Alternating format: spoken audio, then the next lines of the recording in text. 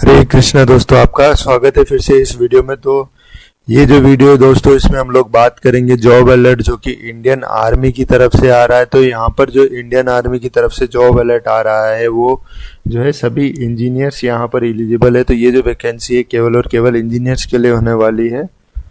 तो चलिए देख लेते हैं। तो यहाँ पर जो इंडियन आर्मी है उन्होंने जो है 64th शॉर्ट सर्विस कमीशन के लिए यहाँ पर जो मैन एंड वुमन है उनके लिए जो है वैकेंसी निकाल दी है। तो चलिए देख लेते हैं। तो सबसे पहले जो ये वैकेंसी होने वाली है ये अनमैरिड मेल और अनमैरिड फीमेल के लिए होने वाली है। तो अगर आप मैरिड है तो आप यहाँ अप्लाई नहीं कर सकते।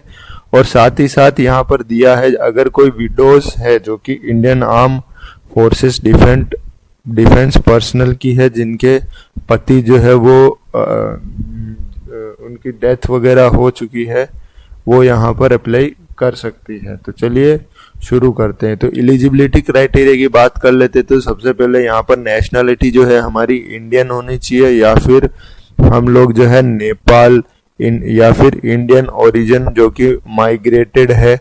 कहाँ से माइग्रेटेड है? Pakistan, Burma, Sri Lanka, East African countries like Kenya, Uganda, United Republic of Tanzania, Zambia, Malawi, Zaire, Ethiopia, और ये जो सारे कंट्रीज है यहाँ से हम लोग अप्लाई कर सकते हैं वगैरह से। उनके लिए गवर्नमेंट ऑफ इंडिया के द्वारा सर्टिफिकेट रिलीज किया जाएगा। बात कर लेते हैं एज लिमिट की। तो यहाँ पर जो एज लिमिट है मेन के लिए अगर मैं बात करूँ तो मेन के लिए यहाँ पर 20 से 27 साल तक का एज लिमिट रखा गया है, जो कि 1 अप्रैल 2025 तक होना चाहिए। कैंडिडेट जो कि 2 अप्रैल 1998 और 1 अप्रैल 2005 के बीच में जो कैंडिडेट पैदा हुए हैं वो यहाँ पर अप्लाई कर सकते हैं। 2 अप्रैल 1998 से पहले वाले अप्लाई नहीं कर सकते। और बात कर लेते हैं विडोज जो कि Indian arm forces defence personnel वाली जो है उनके लिए यहाँ पर मैक्सिमम एज 35 साल की रखी गई है। डेट ऑफ बर्थ जो है वो रिकॉर्डेड होनी चाहिए हमारे मैट्रिकुलेशन सेकेंडरी स्कूल एग्जामिनेशन यानी कि 10th के सर्टिफिकेट यहाँ पर DOB सर्टिफिकेट की तरह काम करेगा। एजुकेशन क्वालिफिकेशन की बात कर लेते तो कैंडिडेट जिन्होंने यहाँ पर पास किया है प्री रिक्विजिट इंजीनियरिंग डिग्री या जो फाइनल ईयर में है वो लोग अप्लाई कर सकते हैं। यदि आप लोग फाइनल ईयर की एग्ज़ाम 1 अप्रैल 2025 से पहले हो जाती है और आप जो सर्टिफिकेट है वो 12 वीक्स में जमा करा सकते हैं ट्रेनिंग के टाइम, तो आप लोग जो है वो अप्लाई कर सकते हैं। तो कौन कौन सी ट्रेनिंग होती है यहाँ पर? Pre commissioning training academy PCTA के अंदर जो है, या फिर प्री एडिशनल बॉन्ड बेसिस के आधार पर आप लोग जो है एडमिशन ले सकते हैं। जो भी फाइनल ईयर अपेयरिंग कैंडिडेट है उनका जो है फाइनल ईयर सेमेस्टर एग्जाम जैसा कि बताया गया है कि 1 अप्रैल 2025 से पहले शेड्यूल होना चाहिए।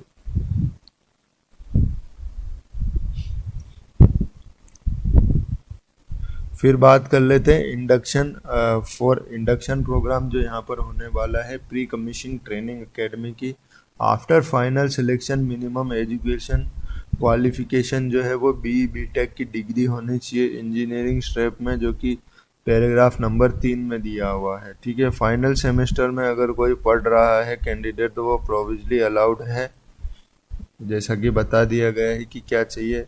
अगर उनके जो क्यूमुलेटिव, फिर बताया गया है कि जो उनके क्यूमुलेटिव परसेंटेज मार्क्स है 6th सेमेस्टर या 3rd ईयर तक के मार्क्स, या जो 4th ईयर 8th सेमेस्टर के जो मार्क्स है बी आर्किटेक्ट, और 2nd सेमेस्टर के जो मार्क्स है MSc में, और 1st ईयर MSc के जो मार्क्स है नोटिफाइड इक्वली, मतलब कि वो सारे जो मार्क्स आपके 3rd सेमेस्टर तक 2nd सेमेस्टर तक जहाँ तक भी आपका रिजल्ट आया हो उनको क्यूमुलेटिवली लेकर यहाँ पर जो है क्यूमुलेटिवली लेकर ये लोग सेलेक्ट करेंगे। ठीक है। एजुकेशन क्वालिफिकेशन फॉर विडोज जो है उनके लिए यहाँ पर क्या क्वालिफिकेशन है?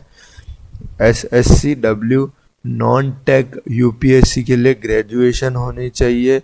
SSCW टेक के लिए BTech होनी चाहिए। कैंडिडेट फिर से बताया गया है यहाँ पर जो कैंडिडेट है उसको इंश्योर करना है कि वो सबमिट कर सके उसका, यानी कि विडोज़ के लिए भी सेम है, 1 अप्रैल 2025 तक वो अपने डॉक्यूमेंट सबमिट कर सकती है।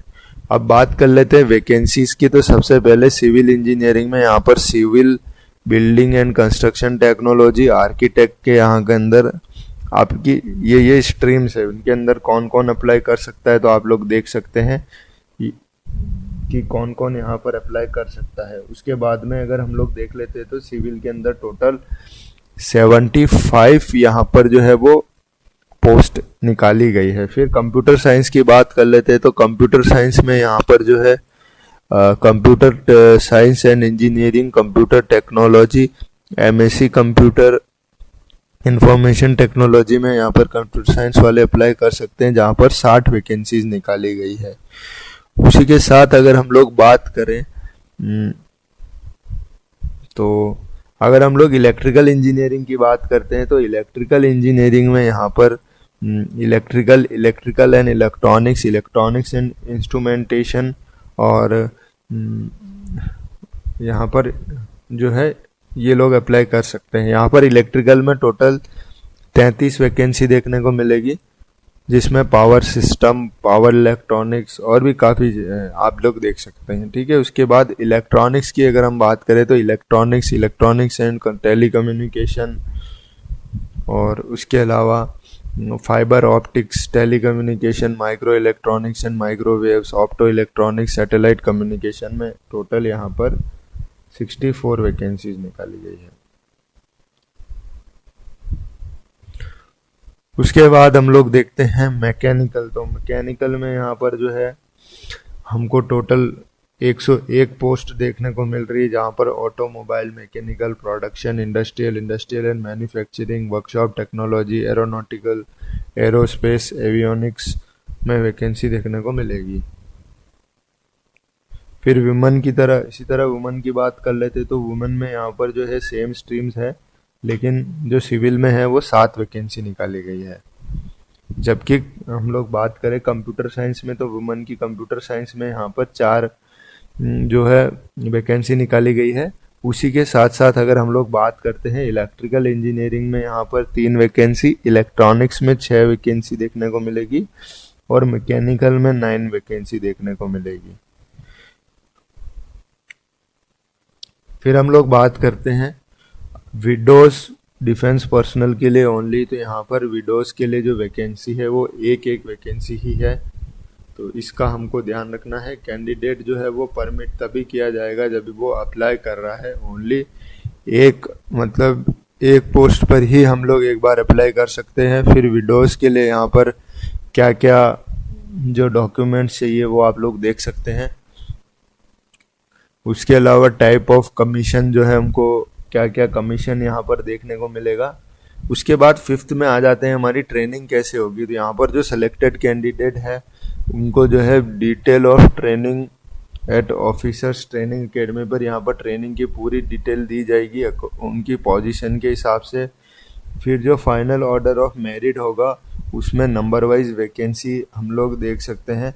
और ड्यूरिंग ट्रेनिंग जो है वो यहाँ पर 49 वीक्स की हमको ट्रेनिंग देखने को मिलेगी। कैंडिडेट को ये अलाउड उस समय ये बिल्कुल भी अलाउड नहीं है कि वो उस ट्रेनिंग पीरियड के समय शादी कर सके, तो ये बिल्कुल भी अलाउड नहीं है। कैंडिडेट को अगर उस समय पर अगर वो शादी कर लेता है तो उसको ट्रेनिंग पीरियड से डिस्कार्ड कर दिया जाएगा। पीसीटीए जो है ट्रेनिंग है वो एक गवर्नमेंट एक्सपेंस ट्रेनिंग है। अगर कैंडिडेट सक्सेसफुली कंप्लीट कर लेता है अपनी ट्रेनिंग को तो उसे post graduate diploma in defence management and strategic studies जो है वो अवार्ड किया जाएगा। उसके बाद में उसके टेन्योर और एंगेजमेंट देख सकते हैं। तो यहाँ पर उसको जो है 10 ईयर्स के लिए यहाँ पर सर्व करना होगा।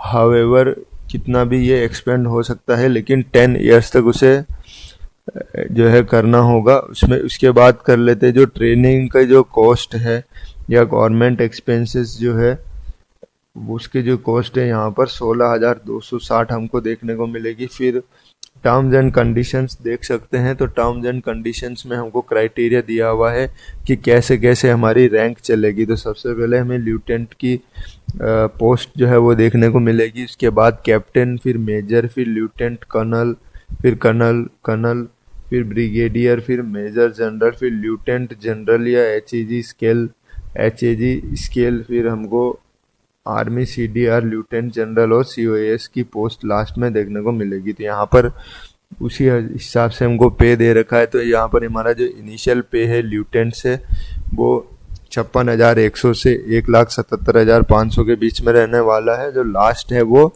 2,50,000 है हमको मिलने वाली है।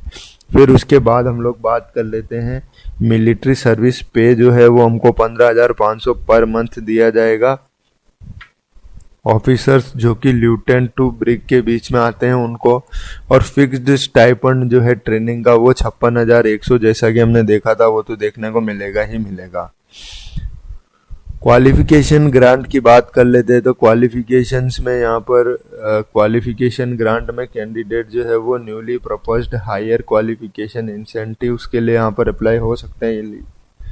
अदर अलाउंसेस हमको देखने को मिल सकते हैं कि यहाँ पर PRA TA हमको देखने को मिल सकते हैं, ठीक है। फिर यहाँ पर जो है हार्डशिप के बारे में दे रखा है कि क्या क्या हार्डशिप हमको देखने को मिलेंगे। तो हाई, मीडियम, लो हार्डशिप्स हम लोग देख सकते हैं।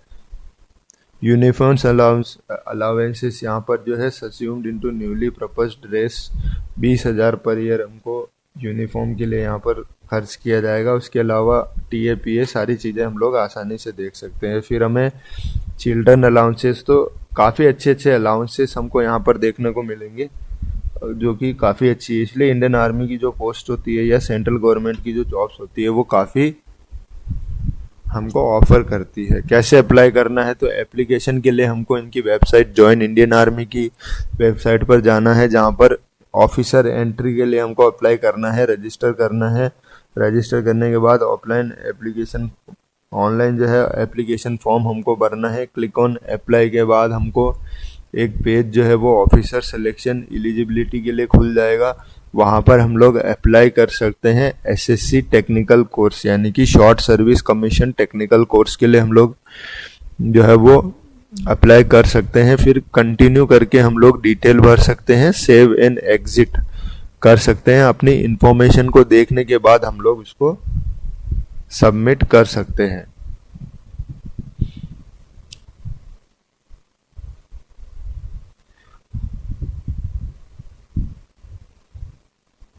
यहाँ पर हमारे पास आधार और मैट्रिकुलेशन यानी कि 10th का सर्टिफिकेट मैंडेटरी मांगा गया है। कोई भी चेंज नहीं होगा एप्लीकेशन भरने के बाद, उसका ध्यान रखें।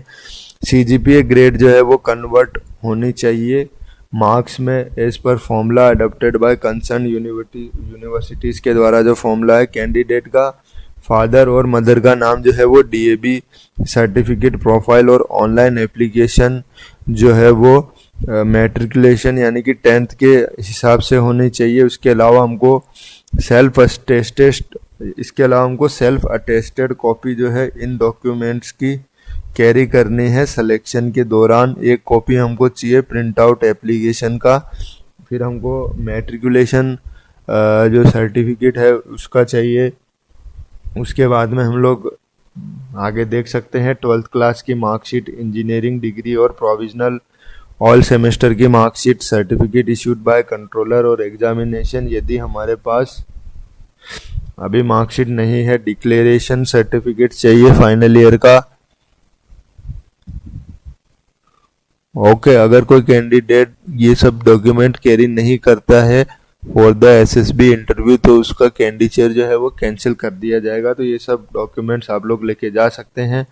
बात कर लेते हैं सिलेक्शन प्रोसीजर। जो शॉर्ट लिस्टिंग होगी वहाँ पर वो इंटीग्रेटेड HQ ऑफ मोड यानी कि आर्मी रिजर्व्स, इसका पूरा राइट्स जो है वो आर्मी रिजर्व करती है कि किन किन को शॉर्ट लिस्ट करना है, कट ऑफ परसेंटेज मार्क्स क्या होंगे और उस हिसाब से। तो सबसे पहले यहाँ पर क्यूमुलेटिव परसेंटेज जो है वो 6th सेमेस्टर 3rd ईयर या 8th सेमेस्टर के जो क्यूमुलेटिव परसेंटेज है आपके उनको कैलकुलेट किया जाएगा। उसके बाद जो है डिक्लेयर किया जाएगा। फाइनल रिजल्ट क्यूमुलेटिव परसेंटेज के हिसाब से जो क्यूमुलेटिव परसेंटेज के हिसाब से फाइनल रिजल्ट डिक्लेयर किया जाएगा। ये जो भी ये लोग कट ऑफ डिक्लेयर करेंगे उससे आपका जो है परसेंटेज वो कम नहीं होना चाहिए। उसके बाद आपका सिलेक्शन होगा ट्रेनिंग का। ट्रेनिंग पीरियड आपका जैसा कि बताया गया है 49 डेज की ट्रेनिंग होगी, उसके बाद आपको पोस्ट मिलेगी, तो उसका आप लोग ध्यान रखें।